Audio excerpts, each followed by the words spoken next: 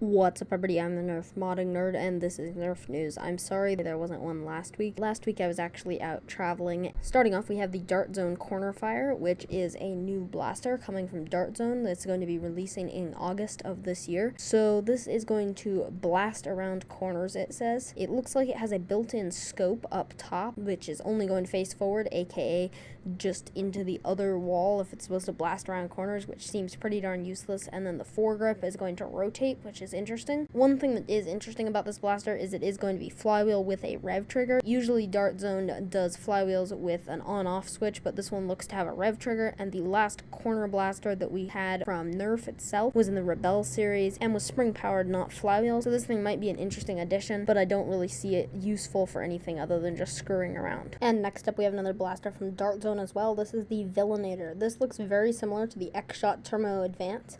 It has a 40 round drum with the two different segments, just like the Turbo Advance. It is pump action, just like the Turbo Advance, but it has a downward facing priming handle instead of more of a shotgun style pump action thing. It also has a stock that may be detachable. I'm not 100% sure on that. And overall, I think this thing looks cool. It's kind of like a Retaliator, but with a drum. And I'm excited to see this coming out. This will probably be available for like 20 bucks or something, and this will be selling only at Walmart, as with all other Dart Zone products. Next up, we have the return of a blaster that nobody really expected to make a return, the Spectra Rev 5. The Spectra was one of the worst blasters in the N-Strike series and in the Elite series, but because of the Icon series that already has a few blasters, they've decided to make a remake of the Spectra, which isn't a great marketing plan in my opinion, but whatever. So anyways, this is just like the regular Spectra from the Nerf N-Strike series, not the N-Strike Elite series, but it probably has upgraded internals, N-Strike Elite or better.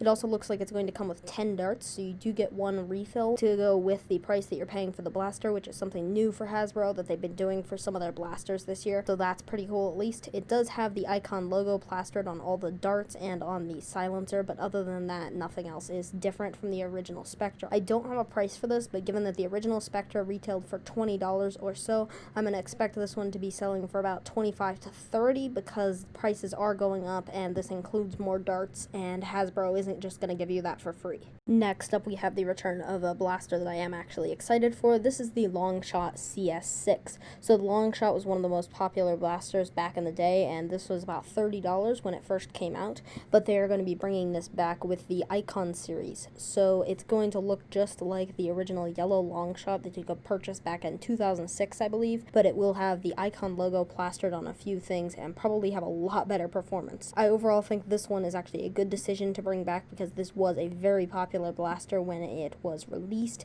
and continued to be a very popular blaster until it was discontinued and prices went way up, because this is a great shell that you can use to integrate things like strifes into it or just make it a really cool sniper rifle. Now, I don't have a price on this one either. This is just a photo from the side of the Spectra box that was seen on Nerf Taiwan, but anyways, this one sold for $30 when it was first released back in 2006, so I'm expecting this one to be closer to $40 to $45, maybe even $50 with the current market and Hasbro currently how they are. Next up, we have a little bit of information about the new Elite 2.0 blasters, specifically the Volt and the Turbine. So the Volt right here is pretty much a new fire strike, just like we were expecting. It has something inside of the trigger guard, which is probably a light, just like the original fire strike had. So it's probably going to have 2 dart storage, 1 dart firing, and a light, just like the original fire strike. Not much different there, and this is going to be selling for 15 United States dollars. After that, we have the Elite 2.0 Turbine CS18, which is going to be selling for 40 United States dollars, which is a bit much. But anyways, this is a flywheel, probably semi-auto, but I'm not 100% sure on that blaster. It has a thumbhole stock that very, very much reminds me of a Stampede, so this could be like a new version of the Stampede. The foregrip looks pretty funky, but overall pretty cool, and it does come with an 18-round stick mag, just like the Stampede, and it has an N-Strike barrel lug on the front, so you can attach your barrels on there. I will probably end up purchasing this one because I think it looks pretty cool, and I'm excited for what it is, but that is up to you to make a decision on whether or not you think it is worth 40 United States dollars. So with that, that is going to be the end of this episode of Nerf News. I do hope you enjoyed. If you did, please leave a like and subscribe. We are getting so close to 375 subscribers, and it would mean the world to me. So yeah, thank you guys so much for watching the video, and I'll see you guys in the next video.